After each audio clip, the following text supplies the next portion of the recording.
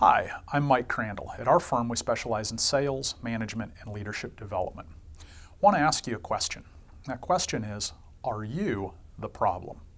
Let me ask that again. Are you the problem? Now, you're probably wondering, why did I ask that? Let me share with you one of the things that we see frequently at our firm.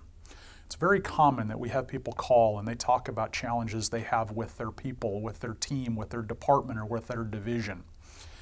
One of the things that we do is we dig in to really uncover what's going on. Is a very high percentage of the time, the problem isn't just the people or the team. Sometimes it's not them at all. Often it's the leader or the manager or the owner, depending on the size and the complexity of the organization. Now, what do I mean by that?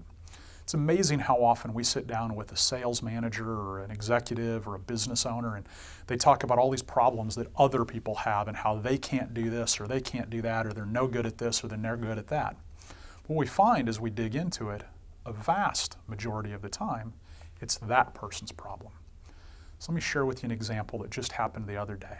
I was visiting with someone who owns a company, has several people that are on their team, and he was going on and on about how his people weren't good at prospecting, and they weren't any good at this, and they weren't any good at follow-up. And after I asked him about 5 or 6 questions, he started to change his tone and his demeanor. And finally I asked him, I said, how much of the problem do you think you are? How much of the problem do you think you are? And his initial reaction, of course, like always, was to push back because he didn't think he was the problem. Matter of fact, he had another coach on a retainer that told him he wasn't the problem. He decided to do some assessments with us around him and his people, and what he found is that he was the problem. He was naturally not any good at delegating, supervising, or coaching. They're not natural talents and abilities that very many people have. That's one of the many things that we help people with in growing their business.